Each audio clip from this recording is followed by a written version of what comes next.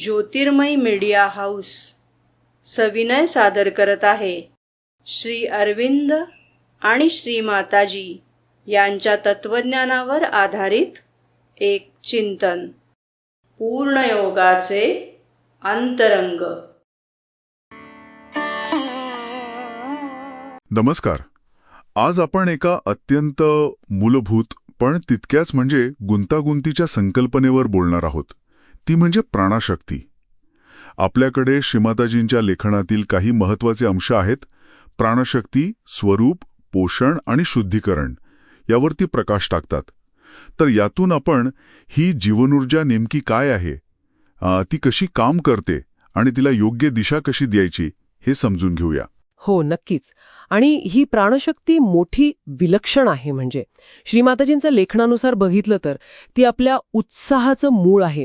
आपलं जे काही संकल्प असतात, कार्य असतं, त्याचं ती मूळ आहे. पण गंमत म्हणजे याच शक्तीतून वासना, क्रोध किंवा आपण म्हणतो ना आवेग, हेही उगम पावतात. अशी तिची दुहेरी बाजू आहे. बरोबर. आणि याच दुसऱ्या बाजूमुळे म्हणजे या नकारात्मक भावनांमुळे अनेकदा विचार असा केला जातो की यांना दाबून टाकावं, इंद्रियांना नियंत्रित करावं. पण मला वाटतं लेखनात याबद्दल काहीतरी वेगळं म्हटलंय, हो की नाही? म्हणजे हा मार्ग खरंच योग्य आहे का? नाही, खरं तर लेखनानुसार हा मार्ग उलट हानिकारक ठरू शकतो. इंद्रियांना दाबल्याने काय होतं की त्यांच्या संवेदनांना पण नाकारतो आणि त्यामुळे प्राणशक्तीला जे एक प्रकारचं पोषण मिळतं ते थांबतं. परिणामी ती शक्ती दुर्बळ होते, सुस्त होते, निष्क्रिय होते, तिची वाढच खुंटते. म्हणजे एक प्रकारे तिची उपासमार होते. अच्छा, म्हणजे इंद्रियांमार्फत मिळणारं काहीतरी महत्वाचं नक्की आहे. बरं, मग जर तिला दाबायचं नाहीये तर या प्राणशक्तीचं पोषण होतं तरी कसं? लेखनात कोणते मार्ग सांगितले आहेत? मुख्यतः 3 योग्य मार्ग सांगितले आहेत. पहिला जो खालून येतो असं म्हटले, म्हणजे आपल्या भौतिक इंद्रियांच्या अनुभवातून मिळणारी शक्ती. दुसरा आहे आपल्याच पातळीवरचा म्हणजे वैश्विक प्राणशक्ती, अर्थात आपलं प्राणतत्व ते ग्रहण करायला तयार असेल तरच. आणि तिसरा जो मला वाटतं सर्वात महत्वाचा आहे, तो वरून येणारा म्हणजे उच्च आध्यात्मिक शक्ती आणि प्रेरणा. ही आपल्याला प्रगतीच्या तीव्र इच्छेतून म्हणजे ज्याला आपण अभिप्सा म्हणतो त्यातून मिळते. आणि एक चौथा मार्ग पण उल्लेखलाय ना, ज्याबद्दल बऱ्याचदा गैरसमज असतो. हो, अगदी. तो म्हणजे 2 व्यक्तींमधली प्राणशक्तीची देवाणघेवाण. याला अनेकदा प्रेम समजलं जातं, पण लेखनात अगदी स्पष्ट म्हटलं आहे की हे खरं प्रेम नाहीये. ही केवळ 2 शक्तींमधली तात्पुरती ओढ आहे, आकर्षण आहे, एकमेकांच्या ऊर्जेवर अवलंबून राहणं आहे. त्यामुळे हा काय टिकणारा किंवा योग्य मार्ग नाहीये पोषण मिळवण्याचा. बरं, म्हणजे खरा मार्ग हा इंद्रियांची उपासमार करण्याचा नाही, हे तर स्पष्ट झालं. मग काय करायचं? त्यांना मोकळं सोडायचं? नाही, मोकळं सोडायचं नाहीये. त्यांना शुद्ध करायचं आहे आणि विवेकपूर्ण वापरायला शिकायचं आहे. हे महत्वाचं आहे. इंद्रिय ही केवळ सुख भोगण्याची साधनं नाहीत. ती ज्ञान मिळवण्याची आणि जगाला समजून घेण्याची पण माध्यमं आहेत. त्यांच्यामध्ये निवड करण्याची क्षमता विकसित करायला हवी. काय आपल्यासाठी चांगलं, काय वाईट हे ओळखायला शिकवायला हवं त्यांना. म्हणजे उदाहरणार्थ समजा आपण संगीत ऐकतोय, तर केवळ तो क्षणिक आनंद न घेता त्यातील सुसंवाद काय आहे किंवा त्यातली भावना काय आहे हे समजून घेण्याचा प्रयत्न करणं, हा एक प्रकारे इंद्रियांचा शुद्ध वापर झाला असं म्हणता येईल. अगदी बरोबर. अगदी परफेक्ट उदाहरण आहे. इंद्रियांना संवेदनशील बनवायचं, पण त्याचवेळी निवडकही बनवायला हवं. जेणेकरून सौंदर्य काय, सुसंवाद काय, आरोग्यासाठी काय चांगलं आहे हे त्यांना आपोआप कळायला लागेल. त्यांना सहनशील बनवायचं, पण सारासार विचार करण्याची शक्ती पण वाढवायची. तर मग अंतिम ध्येय काय आहे या सगळ्या प्रक्रियेचं?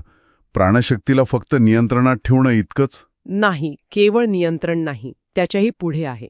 ध्येय आहे तिला ज्ञानयुक्त, सामर्थ्यसंपन्न आणि शुद्ध करणं. तिला असं शिक्षण द्यायचंय की ती सुसंस्कृत होईल, धैर्यशील बनेल, निस्वार्थी बनेल. तिच्यात जी एक नैसर्गिक ओढ असते ना सामान्य सुख मिळवण्याची, त्या ओढीचं रूपांतर करायचंय. श्रीमाताजी त्याला म्हणतात अतिमानसिक विपुलतेसाठी असलेली अभिप्सा.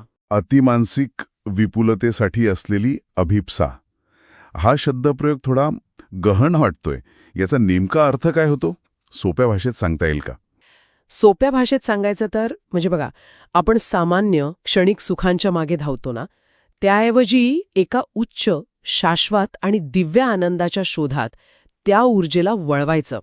म्हणजे सामान्य सुख लालसेच्या पलीकडे जायचं आणि एका गहन, स्थायी आनंदाची तीव्र इच्छा म्हणजे अभिप्सा जागृत करायची. अच्छा, म्हणजे इंद्रियांना नाकारायचं नाहीये अजिबात, तर त्यांना एका उच्च ध्येयासाठी वापरायला शिकवायचं आहे. हा दृष्टिकोन खरंच खूप वेगळा आहे. नेहमीच्या विचारांपेक्षा निराळा, म्हणजे निवड आणि नियंत्रण हे विकासासाठी हवं, दडपण्यासाठी नाही. हो, अगदी. प्राणशक्ती सुरुवातीला कदाचित म्हणजे असंस्कृत असू शकते, अहंकारी असू शकते, हे खरंय. पण चिकाटीने शिक्षण देऊन, तिला शुद्ध करून, तिच्यातील जे अज्ञान आहे, अविचारीपणा आहे, त्यावर मात करता येते. तिला अधिक संवेदनाक्षम आणि सूक्ष्म बनवता येतं. अगदी. थोडक्यात सांगायचं झालं तर श्रीमातेजींच्या विचारांनुसार प्राणशक्ती शत्रू नाही आपला. ती एक प्रचंड मोठी शक्ती आहे, जिला फक्त योग्य प्रकारे घडवण्याची गरज आहे. तिला दाबून टाकण्याऐवजी तिला समजून घेणं, तिचं योग्य पोषण करणं आणि तिला शुद्ध करणं हे महत्वाचं आहे. तुम्ही अगदी बरोबर सारावून सांगितला.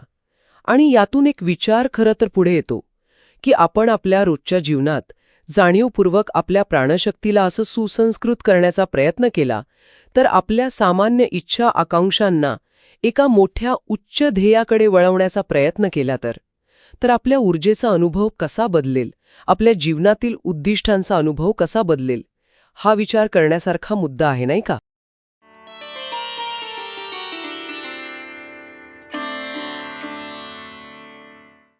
धन्यवाद.